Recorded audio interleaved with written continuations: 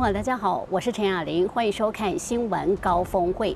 今天我们把摄影棚的现场搬来了嘉义空军基地。那么这里可以称为是战准的故乡，因为呢，这个空军第4战术战斗机联队是台湾第一个部署先进战机 F-16的地方。那么提到我们的国军呢，最近我也注意到女力的崛起，特别是在空军有越来越多的女飞行员投入，然后飞上青天来保卫我们的国家。今天在现场呢，我们特别欢迎我们的黄若仪上尉，我好，还有我们的邓永勋中尉，陈志我好。哇，我们现在在这个现场，这个就是 F-16V。对的。哇，这一个造价要多少？大概是35亿台币。哇，所以你们是开着这个35亿价值的这个最先进的战斗机飞上青天，这是你从小就希望可以成为就是战斗飞行员的梦想吗？我一开始是高中毕业的时候报考军校。那为什么是空军？空军它的所属范围，它是处于在天空，感觉是一个比较自由，然后活泼快乐的军种，然后所以觉得对空军比较有兴趣这样。那刚开始是做？一开始的话是我们是属于大学制的，所以是进入大学那时候是对就是航空太空比较有兴趣，所以是因为看空军官校还有航空太空工程学系，在这个整个军校4年大学的过程中，然后变成说也好奇说，如果自己可以飞上天空的话，会是什么样的一个感觉？那邓中尉呢？你也是从小想当飞行员的吗？我是大3的时候，因为看到一个跟飞机有关的影片，然后对，然后在那个影片里面就看到飞行员他们的特质，让我非常的向往。可是你大学念的是东吴法律系耶？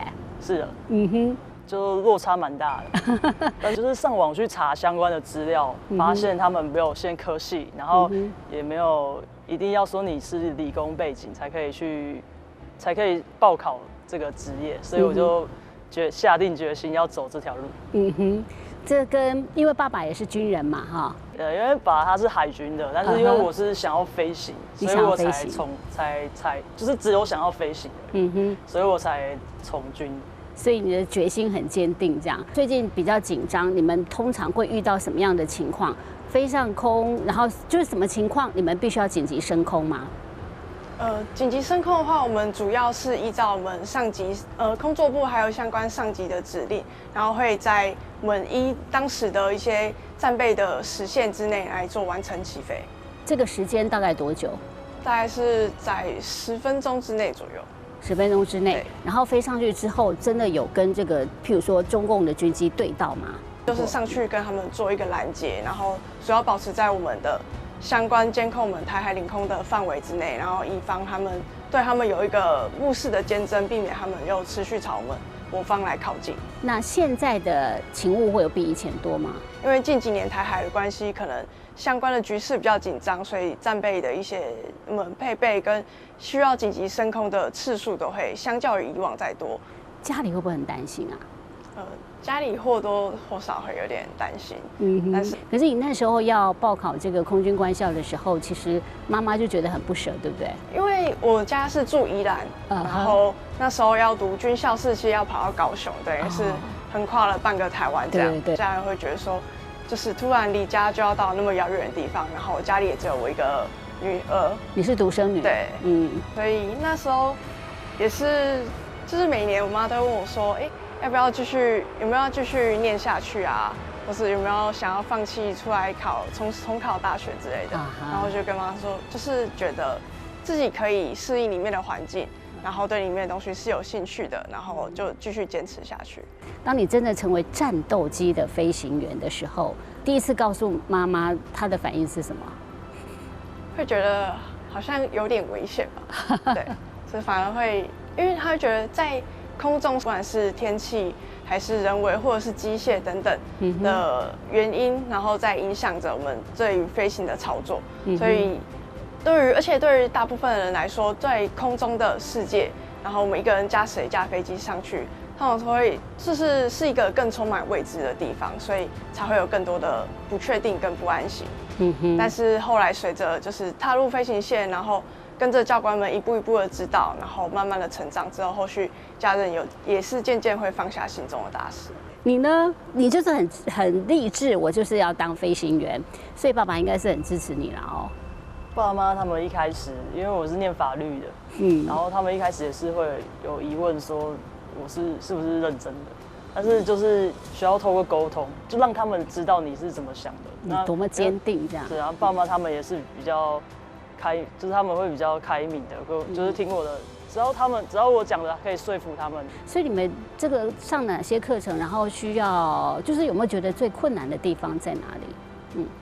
最困难的地方，因为我们从进入飞行线开始，然后就会从一些相关的，不管是我们天气的学历，我们所在的机场的相关的环境，然后一些星象航行学，然后后续进入到接触飞机，你要了解你所要驾驶这项飞机它有什么相关的性能，背下来很多的地方，有时候会觉得好像脑袋快不够用了。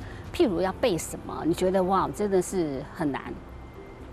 一开始的话，我们都会先从开车程序，就是从一开始换装的时候，我们会去背我们的开车程序，我们要怎么在一架飞机它从静止的过程，你要把它飞机可以启动，然后可以起飞的过程，还有你整个飞行操作，我们必须去熟记我们每一项的程序。因为毕竟开的是战斗机，接下来我们也可能真的面临到实际的战斗，对不对？那这方面是要怎么样来训练？因为好，我们大家都只能够从这个电影上面去看哦，这个跟敌机这个面对的时候，然后是闪来闪去啊，这个还要发射武器啊等等，那这些我们所谓的缠斗，这怎么训练呢？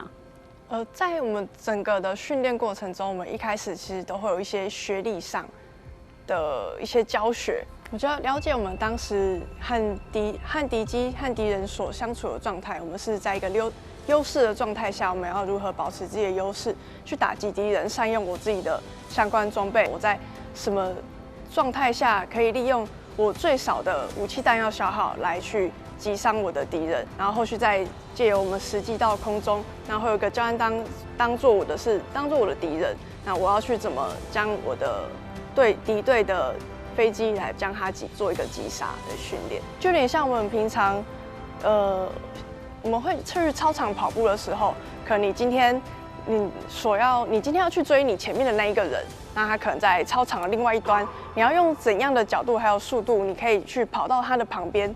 然后对于牧童他所在的位置不一样，那我们会所行进的轨迹，还有我们跑步的速率，可能都会有所不一。所以你必须做一个什么决定，而且这都在瞬间的判断，不是吗？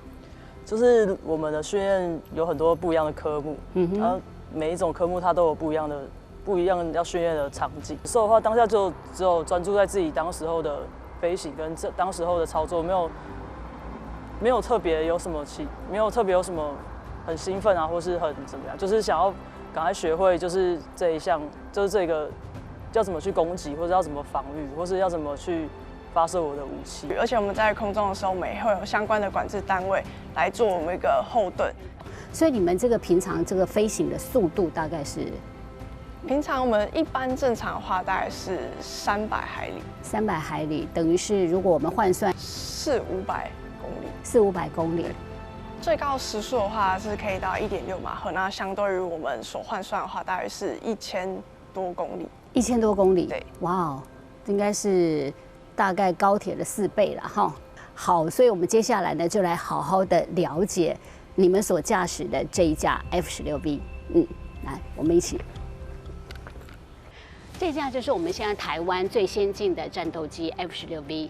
对的，目前眼前所看到这一架的话，就是我们 F-16V 的单座型机。我们前面看到的这个部分的话，就是我们飞机的雷达罩的部分，里面装载我们飞机的雷达。那我们后续往后延伸的话，可以看到我们的相关的座舱罩。在我们 F-16它里面的特色的话，是我们的座椅是向后倾斜30度的部分，就是我们坐在里面可以让可以更舒适的。往后看到的话，这个就是我们的 F-16的油箱。那它挂载在我们的机翼下，我们 F-16总共它有9个站位点，它在9个站位点因应我们的不同的任务形态，然后会做相对应的武器，是我们4联队的一个象征的标志。还有我们4联队的联队徽。那 ROCAF 的话，是代表我们是属于我们中华民国空军的一个机种。哇，你真的开一个大的机器耶！可是它已经算是就是在你们空中战斗的时候，它是一个最矫捷的一个机型了，对不对？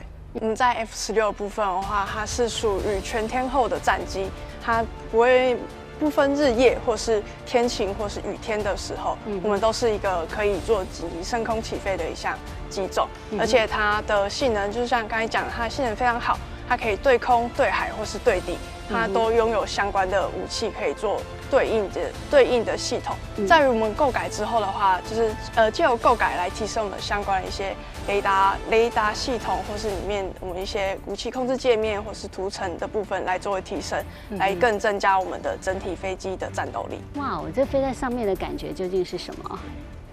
飞在上面的感觉的话，会真的就是觉得自己好像一个很自由、很自在，然后驾驶一架飞机在上空，然后看着下面的世界，会觉得突然觉得自己在平常在地面上的生活好像很渺小。OK， 那是都每个人都有办法开到 F16V 吗？我们会因应就是我们一路上换训的标准，然后一路上通过之后，不断的转换的机种。那后续可以依照我们个人志愿的选择来选择你所向往的机型。那你向往的是？就是我们的 F16V。哇哦，那你现在梦想成真，我们就是 F16V 的女飞行员。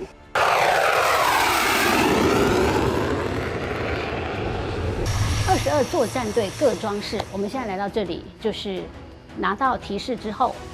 我们完成每一批的任务提示之后，然后我们会来到这边，又拿我们的酒测单跟我们里面的各装班长来换取我们的相关各装。这样的话，我们这边每个人都会有一个自己专属的各装的一个柜位。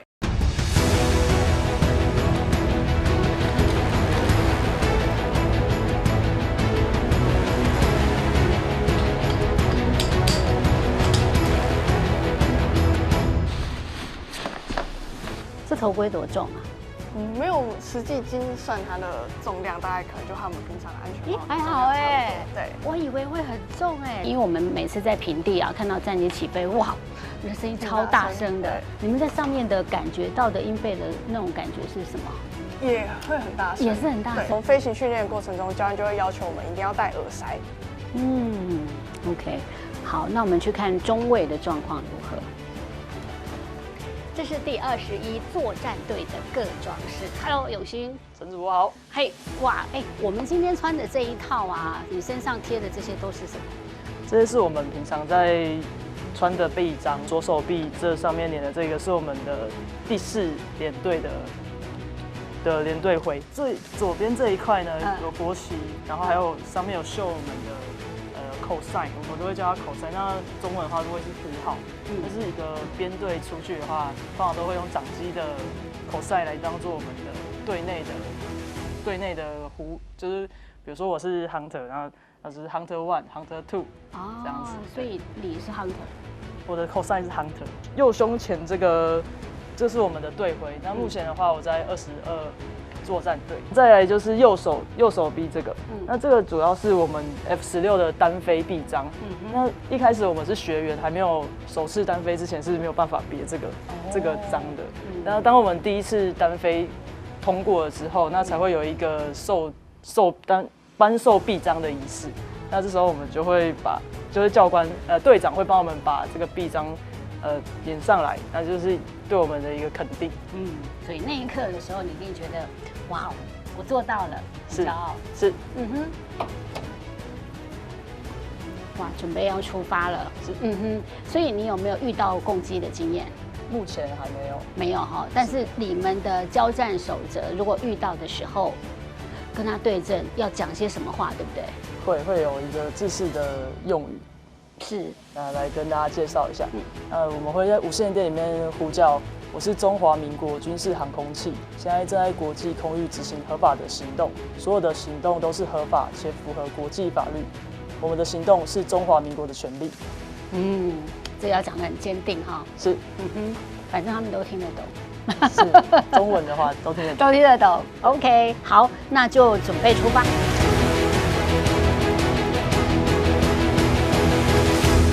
其实大家对于这个战斗机就是可能电影看多，就会觉得就是一个 model 在那边就是阿汤哥这样。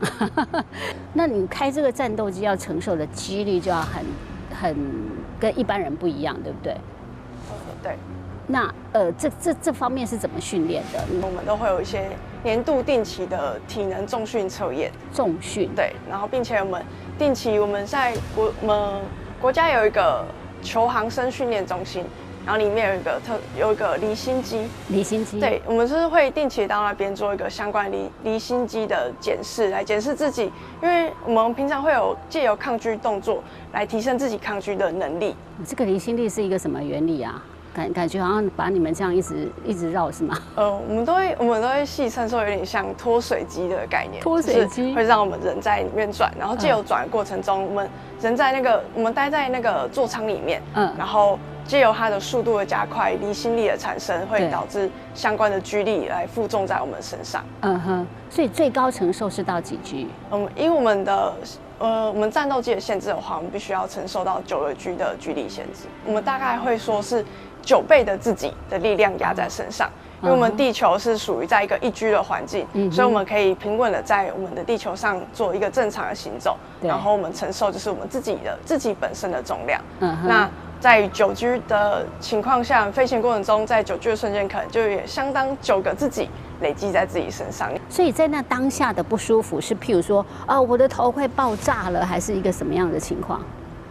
主要因为每个人耐受力不一样，那G力的因为它是一个重量承受在我们身上，可能假设我们在转弯，对，那转弯过程中可能有G力的产生了，那这个G力它是一个向下的力量，那它可能会把我的血液可能从我们的脑部或是视力的部分把它往下带，那我们必须借由抗拒的动作，让我们的血液可以回冲到我的大脑或是我的眼部，因为如果当我们今天G力的产生，你没有去做好这个抗拒动作的话，可能因为你的血液被集中到下肢了，变氧气量了，对不对？氧气量不足，可能最严重会导致昏迷，或者是我们的视力我们看出去的眼界会受到局限，就是所谓黑视嘛。对，那这个黑视是完全看不见了。有些会可能变成灰视，或是视力限缩。灰视的概念是，就有点像我们的彩色电视。它变黑白，有点灰灰蒙蒙的那种感觉。你有过这种经验吗？曾经有过，就是在变黑白了，就是会灰灰的这样。灰灰的，在做离心机测验的时候，就把自己用到整个昏迷。我想要知道是什么感觉。你说把自己压到，就是 G lock， 就是让自己就是整个灰视，然后黑视，然后到整个没有意识这样。所以你真的昏迷了？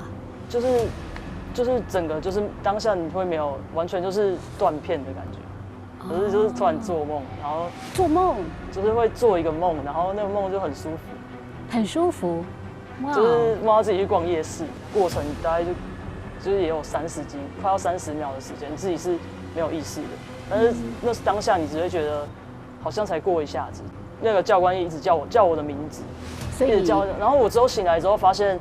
离心机的那个舱就是一直，它很吵，可是当下我是完全没有办法，就是昏过去了。当下我是完全没有听到那个声音的。感觉有一种好像灵魂抽离的那种状态，就是突然瞬间就直接把你带到另外一个世界。所以你刚刚说这个是 G lock， 就是你自己要把自己逼到一个极限，你想要测试看看。就是我想要，因为实际上在飞机上面，我想要知道我自己的极限在哪里。然后我想要知道快要进入那个状态的时候，我的身体会是什么样子。因为如果我在地面，知道自己的极限。真的，我在空中，我知道我在这个状态下，我可能已经快要进到 lock 的状态下，我就要有相对应的处置。那除了这个肌力的训练之外，你们还有就是说，在空中我们如果是这个错觉啊、迷向的时候，这应该很需要训练哦。对，因为在空中的过程不像我们地面有一些 GPS 导航，或是红绿灯，或是我们外界的建筑物。对，因为空中就是一片蓝蓝的天空。对，或者是有时候有些云层它长得比较歪歪倾斜的，就是我们如果在云中飞行操作的话，因为外面都是一切白茫茫的，我们看不到所有的天际线，或是海平面的一些水平的参考物。所以这时候你可能当我们原本长时间保持在一个转弯的姿态下，我们接着改成我们的平飞的状态，你会觉得自己好像一样继续在转弯的飞行，会觉得身体好像还是斜斜的。当我产生了这个画面的时候，我应该告诉我自己，我应该要去相信我飞机上面的仪表，然后来克服这个错觉，去操纵我的飞机，让自己保持在一个安全的状态。所以经过这些训练，会不会自己的身体都有一些问题啊？我的意思说，他对身体到底有没有一些耗损？因为你们都把好像是逼到一个很极致的一个状态，对不对？耗损应该是我们人体有相关的修复能力，然后主要还是了解自己在那些状态下会有什么情况的，还有或者是症状的产生，然后对我们来说，我觉得是一个蛮好的一个训练，真的是你们标配，就是一定要有这样的一个精神跟毅力。好，所以呢，这个要训练一个飞官真的很不容易哦，这是国家要花数千万元才有办法来养成一个飞官。我们就带大家来看这样的历程。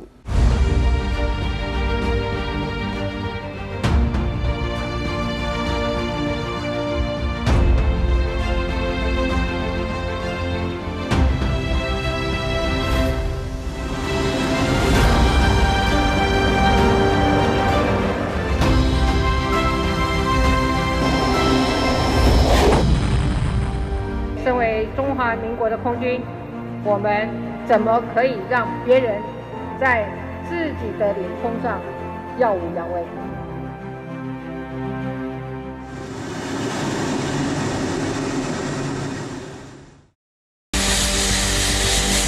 守护台海第一线，两岸情势紧张，共机亲门踏户，频繁扰台，空战英雄云顶迎敌。中华民国空军广播为台湾西南空域高度9000公尺的中共军机注意，应进入我空域，影响我非常安全，立即回转脱离。抢下制空权，分秒必争。战斗机飞行员是国军无可替代的珍贵资产。这一份工作本来就会有一种不服的特质，无关男女，就是会想要挑战，会愿意来接受这份工作。其实那份内心的企图心都是强的。我们训练他们的目的都是一样的，就是要训练一个可以独立作战的飞行员。进到了战轰机之后，他有可能是他是一个人驾驶一架飞机去面对我们的敌人，所以他这时候他担负的任务就是我们空防的第一线，所以他抗压性是基本。培养一名成熟飞官至少花费上亿，每年通过严苛训练的人不到30个。他们是文武兼备的精英，承受的煎熬旁人难以想象。高中毕业就考到空军官校，看学长姐练习飞训的时候，就会觉得就是会蛮向往，也觉得蛮厉害的。而且进飞行线之后，也可以体会很多，就是可能之前并不会接触到的事情。对，所以我觉得还是蛮值得的。曾鑫，空军官校103期正期生，现在正接受飞行训练，飞行时数超过120小时。讲好，我叫841，氧存4.8，机表正3负1，油量2/4。喷油有效没有油？我家没有油。好，那就先上去组装。我们飞行员有一个行话叫做“不要带疑问上飞机”，就是当所有的疑问我们在地面上就要把它理清。上去的话，其实对于学员，我们只是负责他的安全。但即便事前准备再完善，坐进驾驶舱，脑袋跟手有时还是会突然断线。我会很害怕那个俯角要往下冲的那个感觉，所以我就会很紧张，然后就会把杆子一直往上抓，就会造成每次都会进场高落不了地。考试的话就是就是自己要有心态调试，就是你知道哦，我可能这一次可能不及格了，我就没了。就是你就知道这次我就可能没有办法再继续了。所以我觉得要自己去做调试，不管用什么方法，就是要逼自己去做到，才可以克服这个心里面的障碍。把每一次飞行当作最后一次，空军官校是飞官之路的第一站，过程中一一淘汰不胜任的人。学员考验的第一关是他。所有空军的飞行员在毕业之后接触的第一架飞机就是我们 T-34。橘色涂装可爱的螺旋桨，这是国内的初级教练机 T34，半年内要完成81小时训练。我们前面会有10堂课的叫鉴定飞行，他如果没有办法明确的去辨别自己的姿态，然后他的操作的逻辑，那或者是他有身体上的动晕症，就是他可能会晕眩，我们会判定他就是不适合。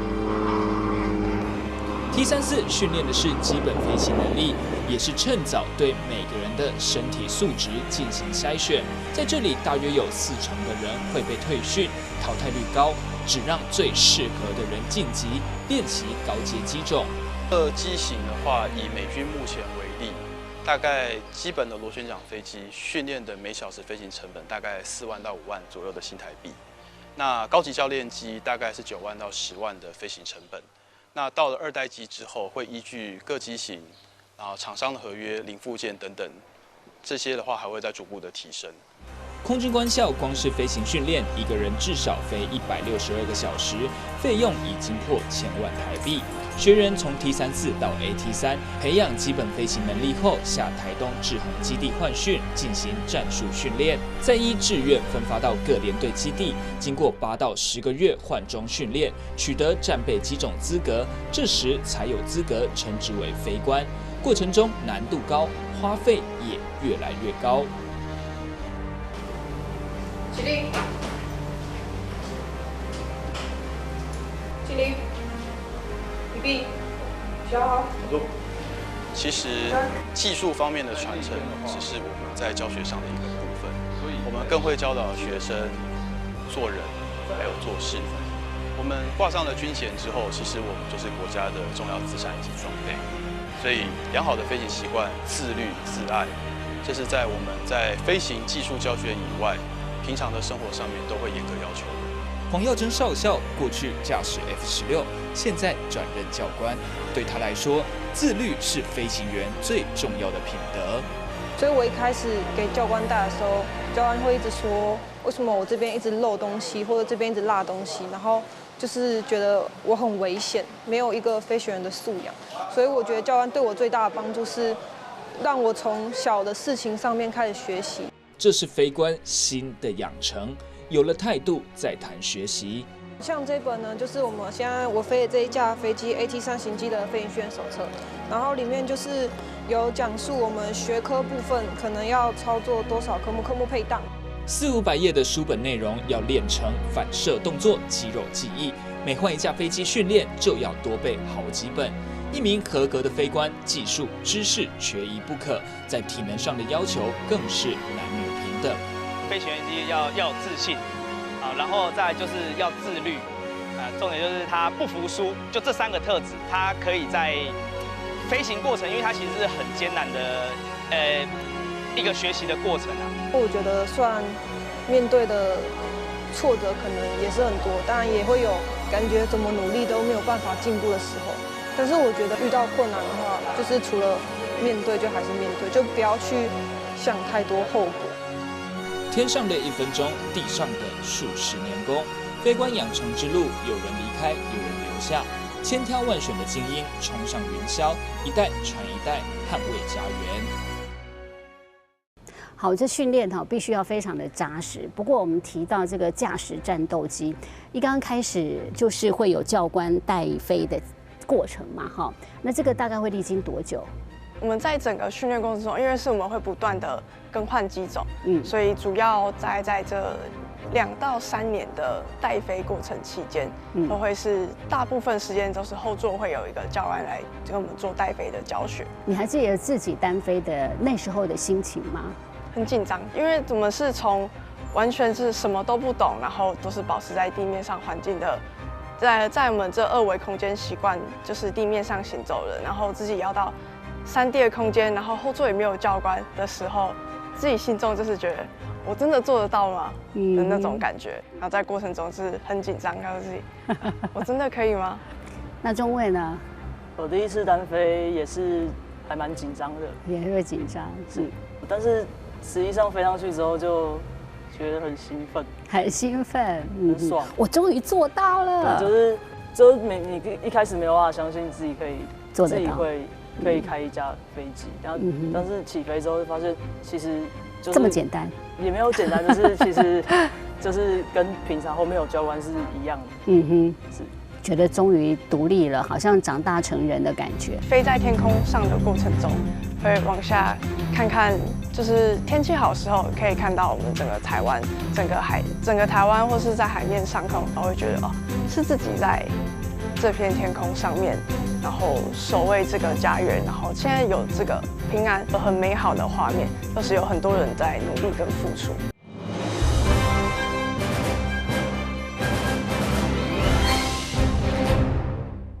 好，我们看到这样的女性从军哦，尤其是当这个战斗机的飞行员，真的是很不容易哦。那大家在训练的过程当中，我不晓得说在军中你们自己觉得，因为毕竟还是男的飞行员比较多嘛，那你觉得女性跟男性在训练过程或者是体能啊这方面，你觉得有不一样吗？在整个训练过程的话，其实并不会特别区分说，因为是女性，什么科目就不需要执行。因为我们可能实际你在空中做巡逻或是任务的执行的时候，别人也不会知道说，因为你里面是男的，对，里面是男性还是女性的。那会有比较吃力的地方吗？吃力的地方大概可能就是女性上可能先天上我们体能的部分，可能就会相较于男性可能比较弱一点。所以每天上健身房就对了。就是善用自己的时间，善用自己的时间，多运动。你呢？你一定觉得没差，对不对？我这个巾帼不让须眉，就是随时准备好自己。随时准备好自己。你都做什么训练？就是重训，也是重训，主要会练腿部的肌肉，让自己增加自己的抗拒的能力，提升自己抗拒的能力。好，所以这个过程当中，因为要成为一个女飞官，我想这个在国内是非常少数。你是第4位 F-16的女飞官，现在我们女性在空军的飞行员的数量里面，跟男性来比还是相对少数，对不对？对，像我们一个专队里面大概是30几个人。那像以我们专队，以我目前的20专队来举例的话，我们专队大概有30几位教官，然后目前就是我们2位女性。所以我们在这整个过程当中，你会觉得会有人有，譬如说女飞行员会有被看衰的这个过程吗？还是完全其实没有？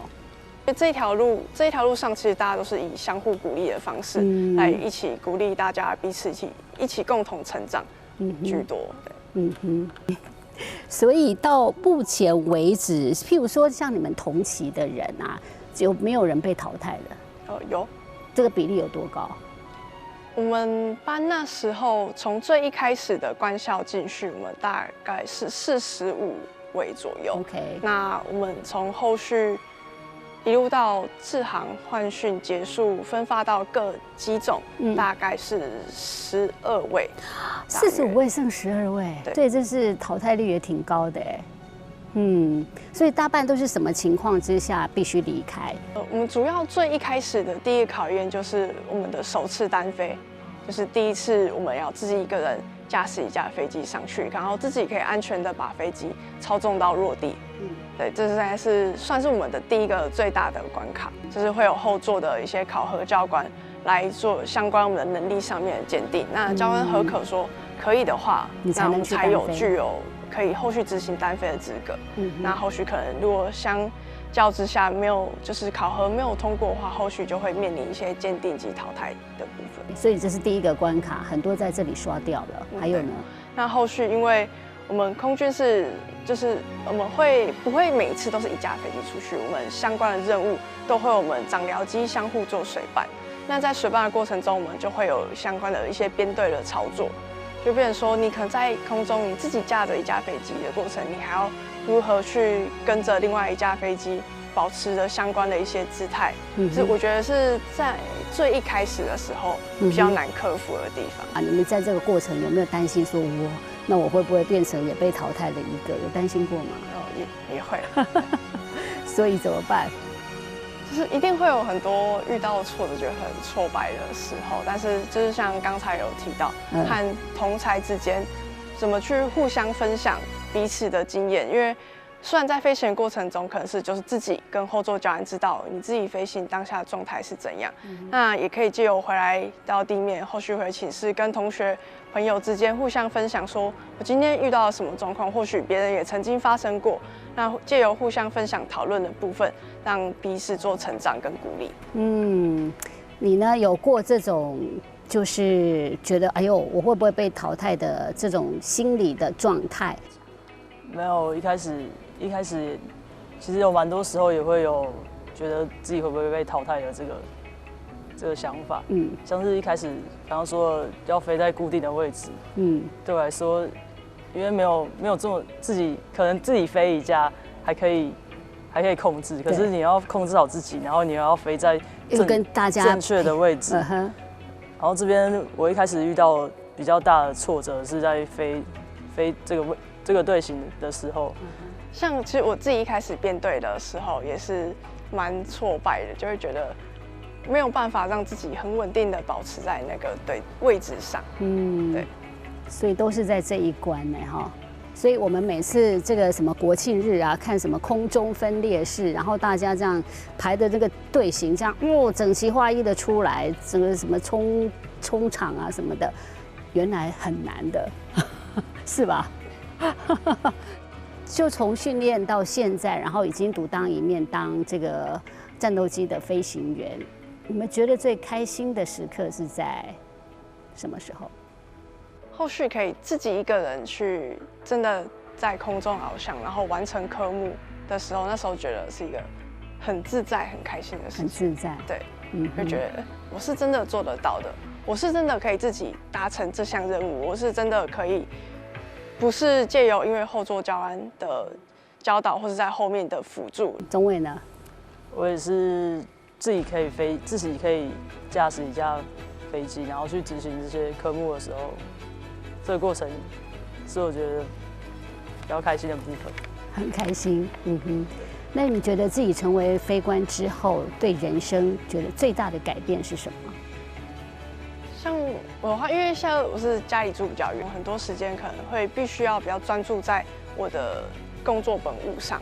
那所以后续变得说，我会更珍惜我休假可以陪伴家人跟他们相处的时间，因为这毕竟是一个高风险的职业，那他们心中多少一定会有一些不安跟多少有一些不安跟担心。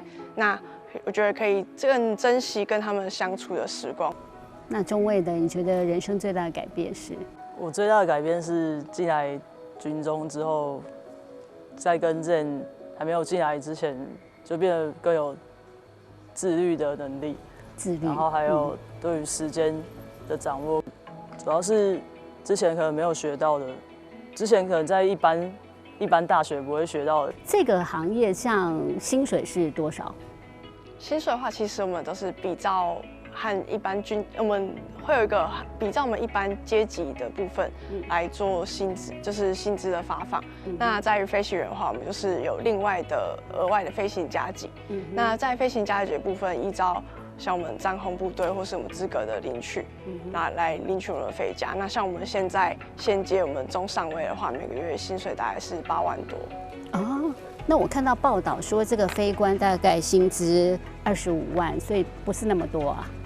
就是依据后续的一些续服加成，还有阶级的提升、资格的提升，然后会有所增加。会有所增加，然后增加到差不多这个规模嘛。哦 ，OK， 好，所以其实，虽然算是收入算是丰厚，但是它就是背后的代价是很辛苦的，而且它是一个高难度的工作哦，不是大家都有办法能够做得到的。那你们通常大概飞多久是可以退役呢？飞行员的话，年限大概每一次都是14年。那14年之后，再依照我们的个人的意愿来做一个续服或是延役。所以你们应该都有想过，真的会上战场的那一天。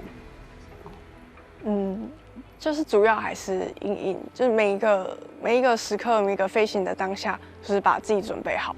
会不会有害怕的感觉？那当下应该有些，应该说有时候在一开始在地面上对于一些很多未知的东西会感到害怕，或是不安或不确定，但是在任务执行的当下的过程中，可能会因为你的专注，你想要去达成某件事情的时候，你会忘掉那个害怕，而只是想说，我现在我的使命是什么，我的任务是什么，然后而去为了达成它而努力。对，所以在那个当下，我们就是目标很清楚。OK， 那中尉呢？你有没有想过危险这件事？就在做任何事情都会有危险，没有特别说，好像只有飞行比较特别有危险。就像我们平常开车啊，干嘛在走都会有可能还是会遇到意外。那对于我来说，就准备好在地面上就好好准备好自己可以准备的飞行，跟做好所有的准备。那接下来如果真的有需要打仗或是上战场的话，就是以上级的指示。OK， 就是我们也准备好，然后充满着信心、勇气，我们就是好好的去执行我们的任务。你是29岁，你是30岁，你的作为一个中华民国空军是一个什么样的感觉？飞行员。作为一个中华民国空军，就是有时候在执行相关的任务上，自己飞在天空上的过程中，会往下看看，就是天气好的时候，可以看到我们整个台湾、整个台湾，或是在海面上空相关的渔船啊，或是我们整个陆地上的一些建筑物的时候，会觉得是自己在这片天空上面，然后守卫这个家园，然后现在有这个平安。就是很平和、很美好的画面，都是有很多人在努力跟付出。包括你在内，所以真的要非常感谢你们，有你们在空中的保卫，所以呢，所有的老百姓有办法能够安居乐业。谢谢，谢谢陈主播。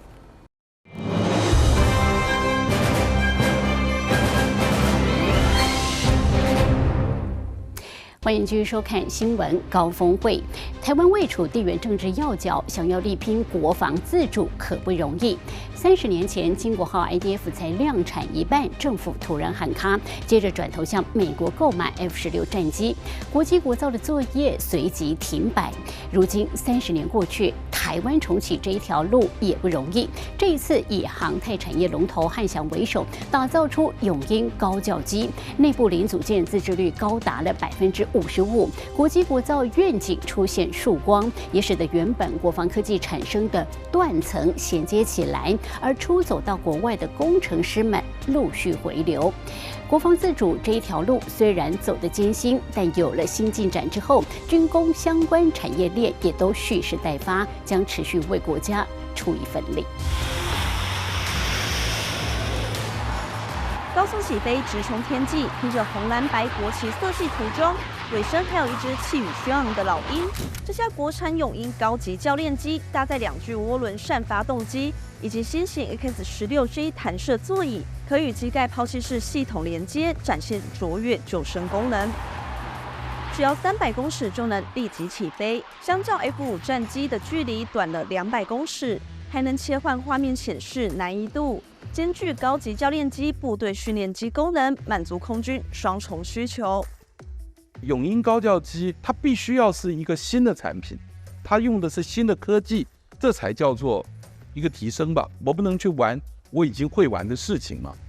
在设计过程当中，我非常清楚，我们用了很多新的技术，用了很多新的材料，我们用了很多新的技能。永鹰号的诞生不仅成为培育飞官的摇篮，也为国际国造写下历史新页。国内像我们公司有这方面能力的，真的是不多。航太产业龙头汉翔扮演关键要角，集结107家厂商，手握关键系统件，打造庞大的国防供应链。从概念、设计、制造、测试到量产，步步血泪。总体自制率达55%，是全球最高。内部大量使用复合材料，也都是捍卫领空的前辈金国号 IDF 所没有的特色。国机国造代表的是2层的意义。第一层的意义就是说，我们不需要依赖国外啊，因为国防产品跟一般的我们的民生产品有个最大的不同，就是国防产品是你必须要维系它整个的供应链。今天这个全球化时代的话，供应链当然最节省成本的方法是你要把整个供应链全球化，你要放到全球去，然后这样的话，你的供应链才会获得最低成本的产品。那另外一个原因是经济层面，因为国防的投资很大，这一个大的国防投资是不是由国内产业来承接？这个对于国内产业的经济面是很大的一个影响。民国80年，航空业产值不到500亿元，如今翻了至少3倍，超过1500亿。一条龙作业，确保台海局势紧张之际，国家空防战力能够成为坚强后盾，更证明国际国造饱含强大的总体经济量能。但要坚持国产自制可不容易。飞机的各项性能都已经完成良好。IDF 是在中华民国90年代那时候面对一个很大的外交困境就是美国跟中共建交。所以在这种情况之下，美国协助我们发展 IDF， 原本计划生产250架，之后由于老布希总统卖给台湾 F-16， 加上法国卖给我们幻象2000，所以这个 IDF 计划生产计划就减半，生产规模跟能力突然减半了，那当然就是造成这整个生产成本上升、能力外流这些问题。所以当时 IDF 留下很不错的基础，可惜这些工程师失业之后，就被韩国给挖角了。国造之光路途坎坷，最早追溯到1975年的 AT-3高教机，接着是 IDF， 但才量产一半，政府决定向先进国家购买战机，国防自主之路戛然而止，也让拥有一身技能的人才瞬间无用武之地，陆续出走其他国家，导致国防科技延续性产生断层。30年前，韩国非常羡慕台湾可以建造 IDF。可30年后，我们如果不持续进步的话，我们就停留在 IDF 跟永鹰高教机。韩国的就是隐形战机已经升空，这也就是我们为什么要说明就是你可以军售外购武器是一件事情，可是你要保留自己核心技术的研发，这一点是非常重要的。欢迎总统莅临会场。然而永鹰号的出现弥补了缺憾。重启国产计划后，有超过3000个工作机会，人才前辈们都回家了，产业瞬间活络。IDF 到永鹰号历经30年岁月，技术传承一棒接一棒，蓄积满满的军工能量。我们100%用的是我们台湾培养出来的人才做的这件事情。所谓培养，就是我刚刚讲的，老一辈带新一辈去做，然后最后永鹰高教机设计出来了。我新一代的人才也培养出来了，这个事情是一个把我的旧设备重整，把我的旧人才延续。永鹰高教机最重要的历史意义，它的性能也许不会超越 IDF 战机，但它最重要的一个历史意义是一个更新跟一个重整的过程。我敢这个地方讲，永鹰高教机这个案子之后，现在已经进入稳定的量产了，我们准备好了。我们的人才、我们的设备都经过了这个案子的更新跟重整，大家摩拳擦掌。对于发展下一代战机，汉翔早已跃跃欲试，但外购必要系统舰恐怕会受到地缘政治干扰。总经理马万军力拼让自制率提升到95%，落实真正的国机国造，也强调国防自主不能停。我们都准备好了，因为我们经过了永鹰高教机的重整，所以永鹰最重要的一个历史里程碑意义，应该是在这个方面。台海防御第一线，今天我们看到了台湾国防自主大跃进，更看到了非官女力的崛起。我们习以为常的和平日子，其实都是有一群人每天默默守护着我们。今天非常感谢您的收看，我是陈雅玲，我们再会。